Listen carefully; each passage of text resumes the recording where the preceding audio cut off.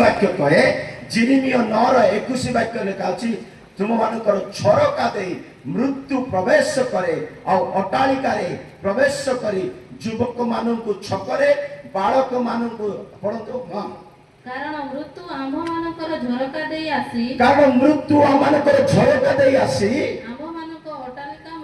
आमानकर अटालिका मानरे प्रवेश करी अछि मृत्यु झरका देई अटालिका रे प्रवेश करी अछि से बाहरे बालक माननकु छकरे युवक माननकु उच्छिन्न करबाकू उद्यत नष्ट करी देबो प्रेज द लॉर्ड बाइबल रे जणे व्यक्ति झरकार पड़ी मरी जाय छि केन ताना कोंतु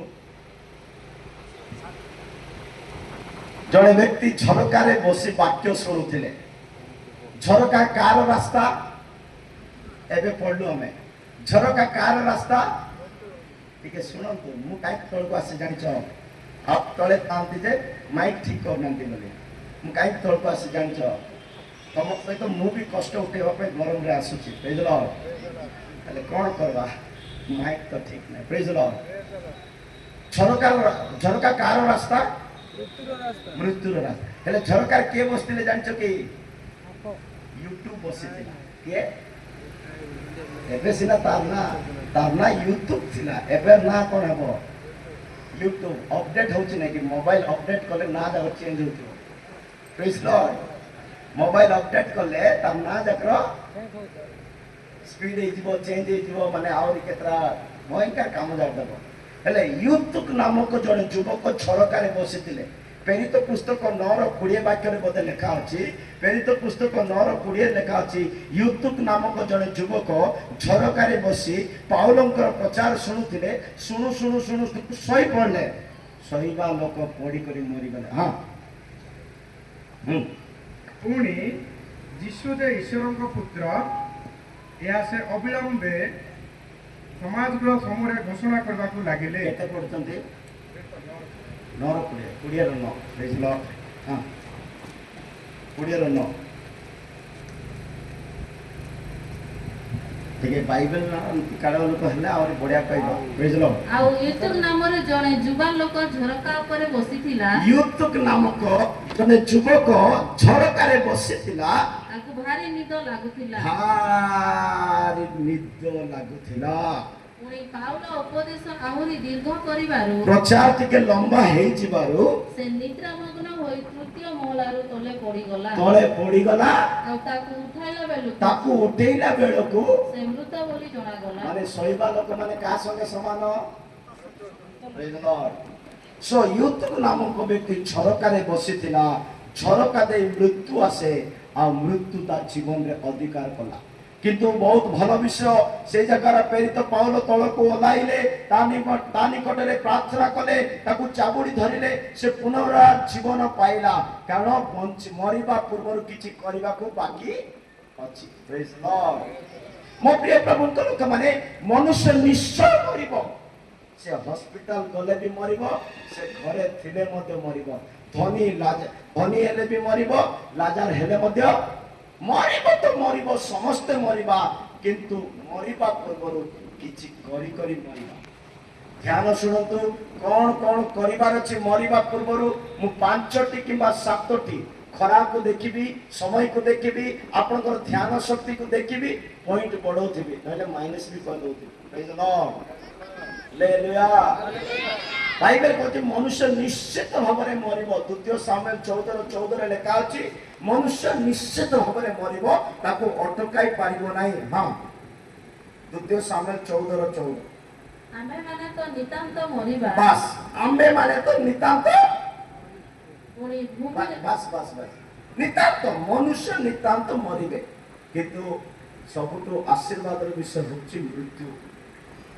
सबुतो आशीर्वादर विषय होछि मृत्यु किंतु मृत्यु पूर्व हमर आशीर्वादर विषय को प्राप्त करबा पूर्व हमन किछि करबा हुए कोन करबार अछि मरिबा पूर्व आसंतु मु गुटे पॉइंट रे किछि विषय कहबी जने व्यक्ति मरिबा पूर्व नंबर 1 ख्रीष्ट को जानिबा दरकार यीशु ख्रीष्ट को जानिबार अछि बा तांको देखिबा पई आशा करिबार अछि सिमोन नामक जड़े धार्मिक व्यक्ति कहते सिमोन नामक जड़े धार्मिक व्यक्ति जेरुसलेम रे रहउथिले पवित्र आत्मा ता मध्यरे थिला इस्राएल निमंते प्रार्थना करुथिले भक्त व्यक्ति थिले से तांको हृदय रे गुटे इच्छा कोन बोले मु मरिबा पूर्वरु कृष्ण को ए चक्षु रे देखिबी तापले मु मरिबी बोली से कहउचंती लूक रचित सुसमाचार 2:25 और 26 वाक्य जदि पढ़िबा लूक 2:25 और 26 रे लिखा अछि सिमोन नामक जड़े धार्मिक व्यक्ति जेरुसलेम रे रहउथिले हां हां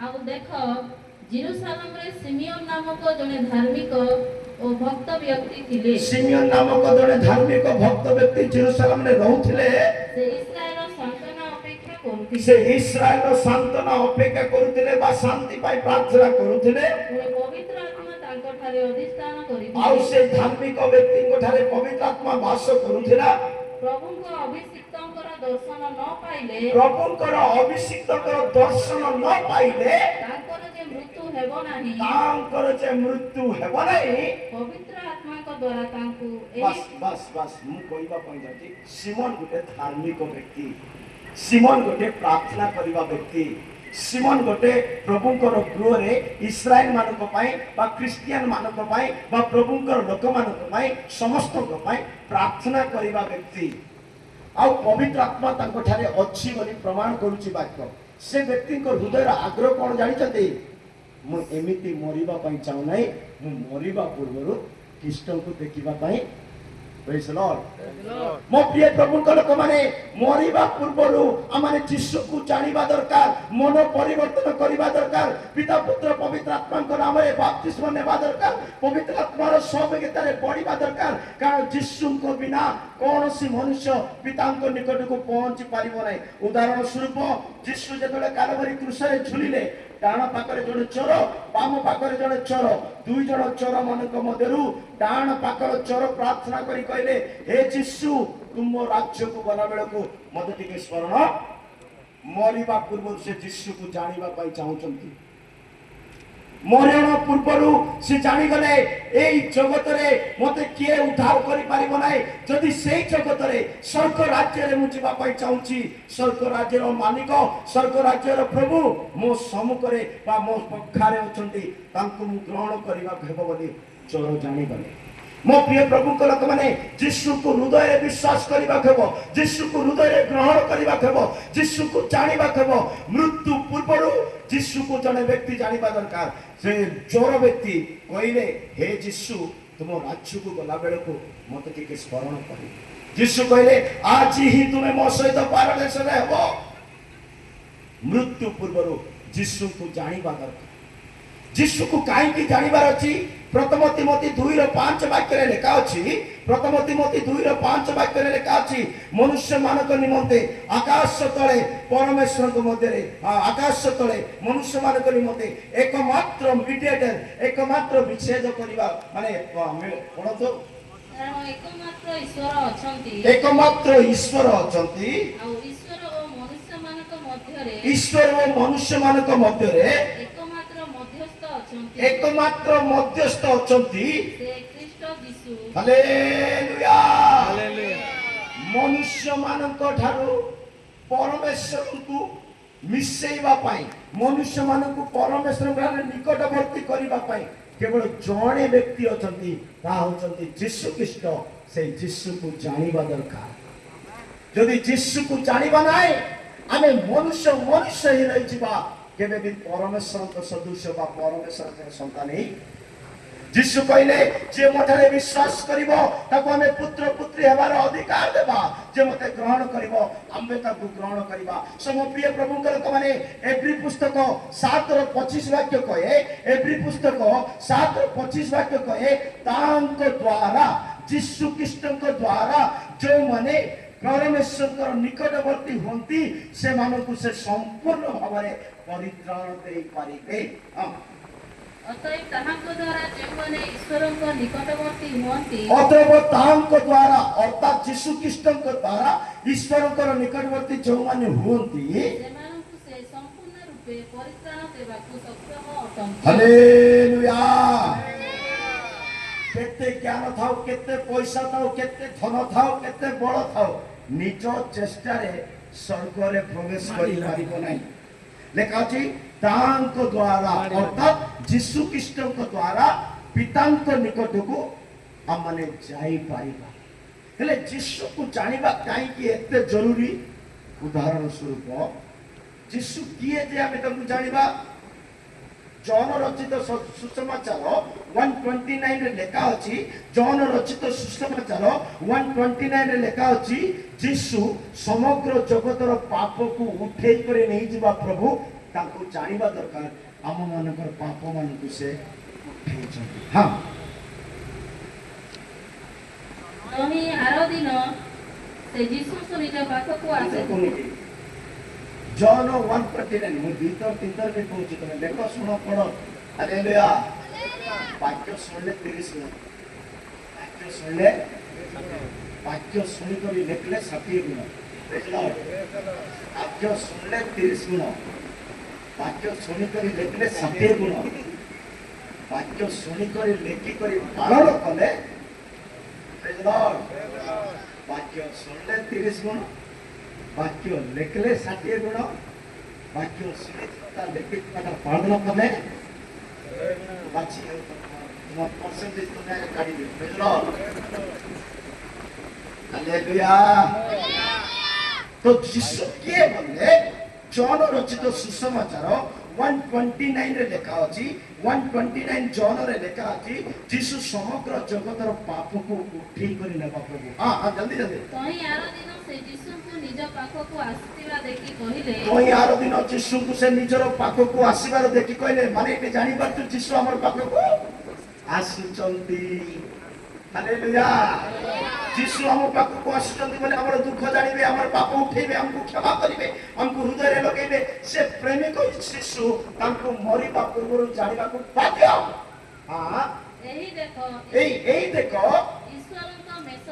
ईश्वरंको मेष शावक जे जगतर पाप बोहि नहीं जाती केवल तुमर पाप नहीं केवल मोर पाप नहीं समग्र जगतर पाप से बही करी हमर यीशु केमती लोक जानि छथि तो सुनंतु यीशु गुटे धार्मिक वकील बोली इंग्लिश बाइबल कहे हम बाइबल रे लेखा अछि से हम मानक पई सपक्षवादी बोली ओडिया लेखा अछि से हम मानक पई सपक्षवादी इंग्लिश रे लेखा अछि से हमर धार्मिक वकील के सुनु जो यीशु गुटे धार्मिक वकील शैतान भी गुटे वकील यीशु मध्ये गुटे वकील पिता परमेश्वर सिंहासन रे बसिछ यीशु मान को केमिति हम पाई लडु चते टिके ध्यान रे सुनंतु यीशु गुटे वकील शैतान गुटे वकील यीशु होची धार्मिक वकील शैतान होची दुष्ट वकील और पिता परमेश्वर सिंहासन रे विराजमान अछंती आ बाइबल रे लिखा अछि अमुक अमुक पाप करिबा व्यक्ति माने दंड पाइबे मृत्यु भोग करिवे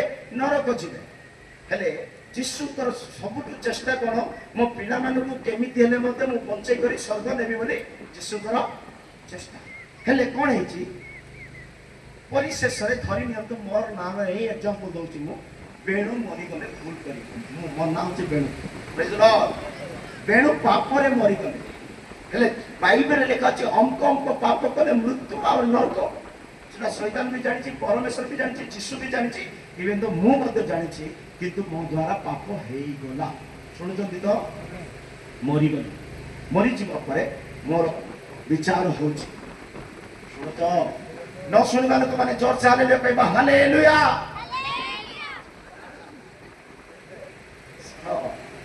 हालेलुया ओके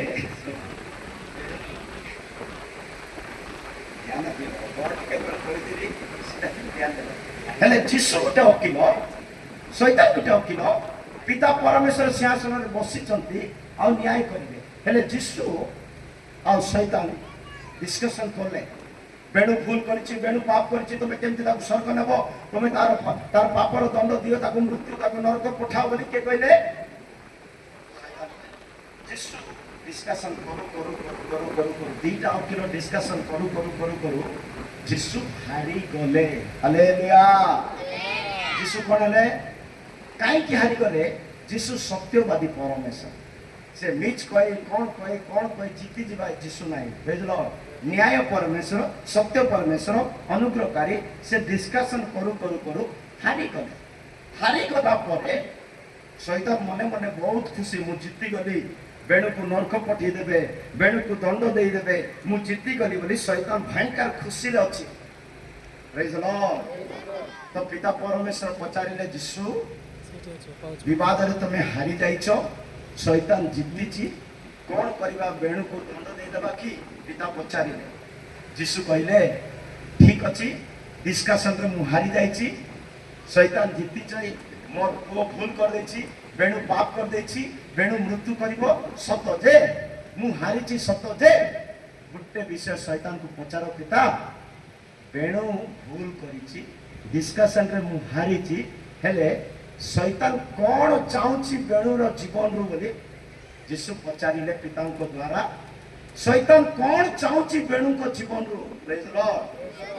ଶୈତାନ ସବୁବେଳେ ମୂର୍ଖ, ଶୈତାନ ସବୁବେଳେ କଣଟା? ସେ ପଥନକାରୀ, ସେ ନଷ୍ଟ, ଅଜ୍ଞାନୀ, ମୂର୍ଖଟା। ସେ କଣ କହିଲା? ବେଣୁକୁ ତ ତୁମେ ନର୍କ ପଠେଇବ, ବେଣୁକୁ ତ ତୁମେ ମାରିଦେବ, ତ ମତେ ଲାଷ୍ଟରେ ମୁଁ ଜିତିଛି, ତ ମୋର ଖୁସିରେ ସେ କଣ କହିଛି? ବେଣୁର ଶରୀରର ମାଂସ ଦରକାର ବୋଲି କହିଲେ। କଣ ଦରକାର ବୋଲି କହିଲେ? ବେଣୁର ମାଂସ ଦରକାର ବୋଲି କହିଲେ।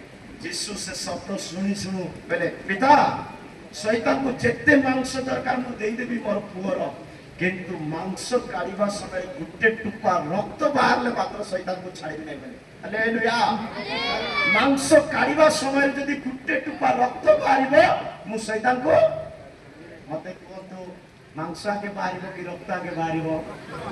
ସେ କଣ ମାଗିଛି? ସେ ମାଂସ ମାଗିଛି। ମାନେ ଆମର ଯୀଶୁ ଏମିତି ପରିସ୍ଥିତିରେ ମଧ୍ୟ ଆମେ ହଜାର ଭୁଲ କରିଥିଲେ ମଧ୍ୟ ଆମକୁ ବଞ୍ଚେଇବା ପାଇଁ ସେ ରାସ୍ତା ବାହାର କରନ୍ତି। ସେ ମାଂସ ମାଗିଲା, ରକ୍ତ ମାଗି ନାହିଁ, କିନ୍ତୁ ରକ୍ତ ନଷ୍ଟ ହେଲେ ମୁଁ ଛାଡ଼ିବି ନାହିଁ ବୋଲି ପ୍ରଭୁ କହିଲେ। ପ୍ରେଜ୍ ଦ ଲର୍ଡ।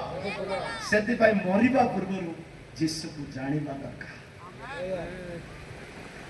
ମରିବା ପୂର୍ବରୁ ଯୀଶୁକୁ ଜାଣିବା ଦରକାର। କାରଣ ଏଇ ଯୀଶୁ ଜିହୁଦାର ପତ୍ରୀ 1:22 ବାକ୍ୟରେ ଲେଖା ଅଛି, ଜିହୁଦାର ପତ୍ରୀ 1:22 ଲେଖା ଅଛି, ସେ ମୃତ୍ୟୁର ଦଣ୍ଡରୁ ଅଗ୍ନିକୁ ଓହ୍ଲେଇଲା ପରେ ସେ ନିଆଁରୁ ଆମମାନଙ୍କୁ କାଢିଦେବେ ବୋଲି ଲେଖା ଅଛି। ହଁ, ଜିହୁଦା 1:22। ଓ ଜିସସ୍। ଯେଉଁମାନେ ସନ୍ଦେହରେ ପଡ଼ିଥାନ୍ତି, ଯେଉଁମାନେ ସନ୍ଦେହରେ ପଡ଼ିଥାନ୍ତି, ଏପରି କେତେକଙ୍କୁ ଦୟାକରି ଅଗ୍ନିରୁ କାଢିଲା ପରି ରକ୍ଷା କର। ଦୟାକରି ଅଗ୍ନିରୁ କାଢିଲା ପରି ରକ୍ଷା କର। ହାଲେଲୁୟା। ଯୀଶୁ ଦୟାଳୁ ପ୍ରଭୁ, ଯୀଶୁ ପ୍ରେମକାରୀ ପ୍ରଭୁ, ଯୀଶୁ କ୍ଷମାକାରୀ ପ୍ରଭୁ, ତା ତୁଲ୍ୟ ପରମେଶ୍ୱର କେହି ବି ନାହିଁ। ସେ କହୁଛନ୍ତି ଅଗ୍ନିରୁ ଆମମାନଙ୍କୁ କାଢିବେ, ମୃତ୍ୟୁରୁ ଆମମାନଙ୍କୁ ଉଦ୍ଧାର କରିବେ। ସେଥିପାଇଁ ପ୍ରତ୍ୟେକ ବ୍ୟକ୍ତି ମରିବା ପୂର୍ବରୁ ଯୀଶୁ ଖ୍ରୀଷ୍ଟଙ୍କୁ ନିଜର ଧନ ସଞ୍ଚୟ କରିଲା ପରି କରିବାର ଅଛି, ଯୀଶୁକୁ ଗ୍ରହଣ କରିବାର ଅଛି। ଜହନ ରଚିତ ସୁସମାଚାର ତାର 3:16 ବାକ୍ୟ ଆମେ ସମସ୍ତେ ଜାଣିଛୁ, ଯେ କେହି ତାଙ୍କ ଉପରେ ବିଶ୍ୱାସ କରିବ ସେ ବିନାଶ ପ୍ରାପ୍ତ ନ ହୋଇ ଅନନ୍ତ ଜୀବନ ପାଇବ। ମୋ ପ୍ରିୟ ଲୋକମାନେ, ଆମେ ଯୀଶୁଙ୍କ ଠାରେ ବିଶ୍ୱାସ କରିବା ଅନନ୍ତ ଜୀବନ ପାଇବା ପାଇଁ। ଯୀଶୁ କ୍ଷମା କରିପାରନ୍ତି, ଯୀଶୁ ଦୟା କରିପାରନ୍ତି, ଯୀଶୁ ଉଦ୍ଧାର କରିପାରନ୍ତି, ଯୀଶୁ ଆମମାନଙ୍କ ପାଇଁ ଦ୍ୱାର ଉନ୍ମୁକ୍ତ କରିପାରନ୍ତି। ତାଙ୍କ ନିକଟକୁ ଯିବା, ସେ ଆମମାନଙ୍କୁ ମୃତ୍ୟୁରୁ ଉଦ୍ଧାର କରିବେ। ମୃତ୍ୟୁ ପୂର୍ବରୁ ପ୍ରତ୍ୟେକ ବ୍ୟକ୍ତିକୁ ଯୀଶୁକୁ ଜାଣିବାକୁ ହେବ। ସେ ଜ୍ଞାନୀ ହଉ, ସେ ମୂର୍ଖ ହଉ। ବେଦ ପାଉଲ କହୁଛନ୍ତି ପ୍ରତ୍ୟେକ ଆଣ୍ଠୁ ଯୀଶୁଙ୍କ ସମ୍ମୁଖରେ ଜାନୁ ପାତିବ, ପ୍ରତ୍ୟେକ ଯିବା ଯୀଶୁ ହିଁ ପ୍ରଭୁ ବୋଲି ସ୍ୱୀକାର କରିବ। ଆଉ କୌଣସି ମନୁଷ୍ୟ ବଳିବେ ନାହିଁ, ସମସ୍ତେ କହିବେ ଯୀଶୁ ହିଁ ପ୍ରଭୁ, ଖ୍ରୀଷ୍ଟ ହିଁ ପ୍ରଭୁ। ପ୍ରେଜ୍ ଦ ଲର୍ଡ। ତ ଆପଣ ମୁଁ ଧନ୍ୟ, ବର୍ତ୍ତମାନ ଆମେ ବଞ୍ଚିଛୁ। ବଞ୍ଚିବା ପୂର୍ବରୁ, ଆମେ ମରିବା ପୂର୍ବରୁ ଯୀଶୁକୁ ଭଲରେ ଜାଣିବାର ଅଛି। ଆଉ ଯୀଶୁ କଣ କରିପାରିବେ? ମିକା ତାର 7:18-19 ବାକ୍ୟ ଯଦି ପଢିବା, ମିକା 7:18-19 ବାକ୍ୟରେ ଲେଖା ଅଛି, ତୁମ ତୁଲ୍ୟ ପରମେଶ୍ୱର କିଏ ଅଛନ୍ତି ଯେ ପାପକୁ ଲାତ ମାରିଦେବ, ଯେ ପାପକୁ କଚାଡ଼ି ଦେବ, ଯେ ପାପକୁ ସମୁଦ୍ରର ଗର୍ତ୍ତରେ ଫିଙ୍ଗି ଦେବ? ତୁମ ତୁଲ୍ୟ ପରମେଶ୍ୱର କିଏ ଅଛନ୍ତି? ମିକା 7:18-19। ତୁମ ତୁଲ୍ୟ ପରମେଶ୍ୱର କିଏ? ତୁମ ତୁଲ୍ୟ ପରମେଶ୍ୱର ଆଉ କିଏ? ତୁମ ତମେ ଅଧର୍ମ କ୍ଷମା କରିଥାଅ ପରମେଶ୍ୱର ଅଧର୍ମ କ୍ଷମା କରିବେ। ଯୀଶୁ ଅଧର୍ମକୁ କ୍ଷମା କରନ୍ତି ଓ ଆପଣ ଅଧିକାରର ଅବଶିଷ୍ଟାଂଶ ହଁ ହଁ ଲୋକଙ୍କର ଆଜ୍ଞା ଲଙ୍ଘନର ପ୍ରତି ହଁ। ଅପେକ୍ଷା କରିଥାଅ। କରିଥାଅ ହଁ। ସେ ଚିରକାଳ ଆପଣା କ୍ରୋଧ ରଖନ୍ତି ନାହିଁ ସେ ଚିରକାଳ ଆପଣା କ୍ରୋଧ ରଖନ୍ତି ନାହିଁ, କାରଣ ସେ ଦୟାରେ ସନ୍ତୁଷ୍ଟ ସେ ଥାନ୍ତି। ଦୟାରେ ସନ୍ତୁଷ୍ଟ ଥାନ୍ତି। ଯୀଶୁ ଦୟାରେ ସନ୍ତୁଷ୍ଟ, ଚିରକାଳ କ୍ରୋଧ ରଖନ୍ତି ନାହିଁ। ସେ ଏ ପ୍ରକାର ପ୍ରଭୁ ତାଙ୍କ ତୁଲ୍ୟ କେହି ବି ନାହାନ୍ତି କ୍ଷମା କରିବା ପାଇଁ। ମନୁଷ୍ୟର କ୍ଷମା, ପରମେଶ୍ୱରଙ୍କର କ୍ଷମା। ଉଦାହରଣ ଶୁଣନ୍ତୁ, ଦେଖନ୍ତୁ ମତେ। ପ୍ରେଜ୍ ଦ ଲର୍ଡ। ମନୁଷ୍ୟ ଯଦି ଜଣେ ବ୍ୟକ୍ତିକୁ କ୍ଷମା କରୁଛି, ଭାଇ ତତେ ଆଜିଠୁ ମୁଁ କ୍ଷମା କରିଦେଲି, ଟେନସନ ନଉନା, ଆଜିଠୁ ଆମେ ସାଙ୍ଗ, ତ ସବୁ ଭୁଲ ମୁଁ କ୍ଷମା କରିଦେଲି ବୋଲି ମଣିଷ କହିବ। ଶୁଣୁଛନ୍ତି ତ? ଆଜିଠୁ ଆମେ ମିଶିବା, ଆଜିଠୁ ଆମେ ସାଙ୍ଗ, ଆଜିଠୁ ଆମେ ଏକ, ଆମେ ଆଜିଠୁ ପରିବାର, ଆମେ ମିଶି ରହିବା, ଆମେ ଯେ କ୍ଷମା କରିଦେଲି, ତୁ ଟେନସନ ନଉନା ବୋଲି କହିବ। କ୍ଷମା କରିଦେଲି ବୋଲି ପାଟିରେ କହୁଛି। ପ୍ରେଜ୍ ଦ ଲର୍ଡ। ମନୁଷ୍ୟ ଜଣେ ମନୁଷ୍ୟକୁ କ୍ଷମା କରୁଛି, ତାର ଭୁଲ, ତାର ଦୁର୍ବଳତା, ତାର ପାପକୁ ପଛରେ ଫିଙ୍ଗୁନି, ସାମ୍ନାରେ ଫିଙ୍ଗୁଛି। ମନୁଷ୍ୟ କ୍ଷମା କରିବା ପାପକୁ କୁଆଡେ ଫିଙ୍ଗୁଛି? ସାମ୍ନାରେ। ଗୋଟେ 2 ବର୍ଷ 3 ବର୍ଷ 4 ବର୍ଷ 5 ବର୍ଷ ପରେ ଚାଲି ଚାଲି ଚାଲି ଚାଲି ଟିକେ ଆଗକୁ ଗଲା ବେଳକୁ ସେ ପାପ ଯାକ ଦିଶିବ। ଆଗକୁ ଫିଙ୍ଗିଛି ନା ସେଟା।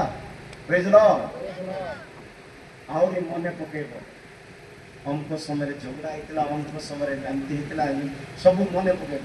ଯୋଉ ପାପ ତମେ କ୍ଷମା କରିଦେଇଛ, ପୁନର୍ବାର ମନେ ପଡୁଛି କଲେ, ଆହୁରି ପୁନର୍ବାର ସେଟା ମନକୁ ଆସୁଛି ବୋଲେ ବାସ୍ତବିକ କ୍ଷମା ସେ କରିନାହିଁ। ପ୍ରେଜ୍ ଦ ଲର୍ଡ। କିନ୍ତୁ ପରମେଶ୍ୱର ଯାହାକୁ କ୍ଷମା କରନ୍ତି, ସେ ଅଗାଧ ସମୁଦ୍ରରେ ତାର ପାପକୁ ଫିଙ୍ଗି ଦିଅନ୍ତି, ଆଉ ପଛକୁ ଫିଙ୍ଗି ଦିଅନ୍ତି, ଭୁଲି ଯାଆନ୍ତି, ଆଉ କେବେ ଅନାନ୍ତି ନାହିଁ। ଏଇଟା ପରମେଶ୍ୱର କ୍ଷମା କରିବାଟା। ମନୁଷ୍ୟର କ୍ଷମା କଣ? ଆଗକୁ ଫିଙ୍ଗିବ, ଆଉ 2 ବର୍ଷ ପରେ ମନେ ପକେଇବ। କିନ୍ତୁ ପରମେଶ୍ୱର ଯୋଉଟା ଫିଙ୍ଗି ଦିଅନ୍ତି, ଅଗାଧ ସମୁଦ୍ରରେ ତା ନିକ୍ଷେପ କରିବେ। ସମୁଦ୍ରରେ ପକେଇବା ଜିନିଷ ଏତେ ସହଜରେ ମିଳିବ। ମୋ ପ୍ରିୟ ପ୍ରଭୁଙ୍କ ଲୋକମାନେ, ଯୀଶୁଙ୍କୁ ଆମେ ଏଥିପାଇଁ ଜାଣିବା ଦରକାର, ସେ ଆମର ପାପ କ୍ଷମା କରିବେ। ତାଙ୍କ ତୁଲ୍ୟ କେହି ପରମେଶ୍ୱର ନାହିଁ ଆମଙ୍କର ପାପ କ୍ଷମା କରିବା ପାଇଁ। ତାଙ୍କ ତୁଲ୍ୟ କେହି ପରମେଶ୍ୱର ନାହିଁ ଆମଙ୍କର ପାପକୁ ସେ ଆଚ୍ଛାଦନ କରିବା ପାଇଁ। ମୋ ପ୍ରିୟ ଲୋକମାନେ, ମୃତ୍ୟୁ ପୂର୍ବରୁ ଆମେ ପ୍ରତ୍ୟେକ ବ୍ୟକ୍ତି ଯୀଶୁ ଖ୍ରୀଷ୍ଟକୁ ଜାଣିବା ଦରକାର, କାରଣ ଯୀଶୁ ମାନବ ଜଗତର ତ୍ରାଣକର୍ତ୍ତା ରୂପରେ ଏହି ଜଗତକୁ ଆସିଲେ। ସିମିୟନ ନାମକ ଧାର୍ମିକ ବ୍ୟକ୍ତି ବହୁତ ବଡ଼ ଆଗ୍ରହର ସହିତ କହିଲେ, ମୁଁ ଏମିତି ମରିବା ପାଇଁ ଚାହୁଁନାହିଁ, ମରିବା ପୂର୍ବରୁ ଯୀଶୁକୁ ଦେଖିକରି ମରିବି ବୋଲି। ଆମେ ବି ସମସ୍ତେ ଆଗ୍ରହ କରିବା ଉଚିତ, ମୁଁ ମରିବା ପୂର୍ବରୁ ପିତା ପୁତ୍ର ପରମେଶ୍ୱରଙ୍କର ସହଭାଗିତାକୁ ଯିବି, ବାପ୍ତିସ୍ମ ନେବି, ପବିତ୍ର ଆତ୍ମାର ଅଭିଷେକ ପାଇବି, ଆତ୍ମିକରେ ବଢ଼ିବି, ପ୍ରଭୁଙ୍କ ସହିତ ଗମନାଗମନ କରିବି, ଚାଲିବି, ତାଙ୍କ ସହିତ ରହିବି। ମରିବା ପୂର୍ବରୁ ଆମେ ଯୀଶୁକୁ ଜାଣିବା ଦରକାର। ପ୍ରଭୁଙ୍କର ମହାନାମ ଧନ୍ୟବାଦ। 2 ନମ୍ବର ବ୍ୟକ୍ତି, 2 ନମ୍ବର ବିଷୟ, ହିଜକ୍ୟ ମରିବା ପୂର୍ବରୁ ତାଙ୍କୁ ଯିଶାୟ ଭବିଷ୍ୟତ ବକ୍ତା ଯାଇକରି ଗୋଟେ ବାକ୍ୟ ଦଉଛନ୍ତି ପରମେଶ୍ୱରଙ୍କର ଆଡୁ। କହିଲେ, ମରିବା ପୂର୍ବରୁ ଟିକେ କୁଟୁମ୍ବକୁ ଧ୍ୟାନ ଦେବ। ବୁଝିଲ? କାହାକୁ ଧ୍ୟାନ ଦେବାର ଅଛି? ମରିବା ପୂର୍ବରୁ ପରିବାରକୁ ଧ୍ୟାନ ଦେବାର ଅଛି। କେତେ ଲୋକ ବାହାସା ହେଇଯିବେ, ପିଲା କୁଟୁମ୍ବ ଅର୍ଜିବେ, ପିଲାମାନେ କେମିତି ରହିଲେ ରୁହନ୍ତୁ, କଣ ପଢିଲେ ପଢନ୍ତୁ, କୁଆଡେ ଗଲେ ଯାଆନ୍ତୁ, ଆମେ ବଞ୍ଚୁଛୁ, ଆମେ ଖାଉଛୁ, ଆମେ ପିଉଛୁ, ଆମେ ପିନ୍ଧୁଛୁ, ଆମର ଠିକ ଠାକ ଅଛି, ଚଳିବ ବୋଲି ରହିଯାଉଛନ୍ତି। ନାଇଁ, ମରିବା ପୂର୍ବରୁ ପରିବାରକୁ ଧ୍ୟାନ ଦେବାର ଅଛି ବୋଲି ବାଇବେଲ କହୁଛି। ଯଦି ତୁମେ ପରିବାର ଗଠନ କରିଛ, ସ୍ୱାମୀ ଅଛି, ସ୍ତ୍ରୀ ଅଛି, ପିଲା କୁଟୁମ୍ବ ଅଛି, ତ ମରିବା ପୂର୍ବରୁ ନିଜର ପରିବାରକୁ ଧ୍ୟାନ ଦେବାକୁ ବାଧ୍ୟ। ପଢନ୍ତୁ 2 ରାଜା 20:1 ବାକ୍ୟ। 2 ରାଜା 20:1 ବାକ୍ୟରେ ଯିଶାୟ ଭବିଷ୍ୟତ ବକ୍ତା ହିଜକ୍ୟଙ୍କ ପାଖକୁ ଯାଇକରି କହୁଛନ୍ତି, ତୁମେ ନିଶ୍ଚିତ ଭାବରେ ମରିବ, କିନ୍ତୁ ମରିବା ପୂର୍ବରୁ ଆପଣା ପରିବାରକୁ ଟିକେ ଧ୍ୟାନ ଦେଇ ମରିବ। ହଁ, ସେହି ସମୟରେ ହିଜକ୍ୟଙ୍କର ସାଂଘାତିକ ପୀଡ଼ା ହୋଇଥିଲା। ସେହି ସମୟରେ ହିଜକ୍ୟଙ୍କର ସାଂଘାତିକ ପୀଡ଼ା ହେଇଥିଲା। ତହିଁରେ ଆମୋସଙ୍କ ପୁତ୍ର ଯିଶାୟ ଭବିଷ୍ୟତ ବକ୍ତା ତାଙ୍କ ନିକଟକୁ ଆସି କହିଲେ, ଯିଶାୟ ଭାବବାଦୀ ତାଙ୍କ ନିକଟକୁ ଆସି କହିଲେ, ସଦାପ୍ରଭୁ ଏହି କଥା କହନ୍ତି, ସଦାପ୍ରଭୁ ଏହି କଥା କହନ୍ତି, ତୁମ୍ଭେ ଆପଣା ଗୃହ ବିଷୟ ସଜାଡ଼, ତୁମ୍ଭେ ଆପଣା ଘର ବିଷୟ ସଜାଡ଼। ପ୍ରେଜ୍ ଦ ଲର୍ଡ। ହାଲେଲୁୟା। ଶୁଣୁନାହାନ୍ତି, ଶୁଣୁନାହାନ୍ତି, ହାଲେଲୁୟା ବୋଲନ୍ତୁ। को विषय शिखुଛୁ ଆମେ मरिबा पूर्व 2 नंबर पॉइंट कोडा कहूची परिवार को सजाड़े मरिबा विषय निजर घर को ध्यान दियो बोली प्रभुकर वाक्य कहूची केते लोक माने अन्य घर रो लाइट बिल बांधुथिबे अन्य घर पई ग्यास आणुथिबे अन्य घर रो परिवार किणुथिबे किंतु निजर घरे किछि करू न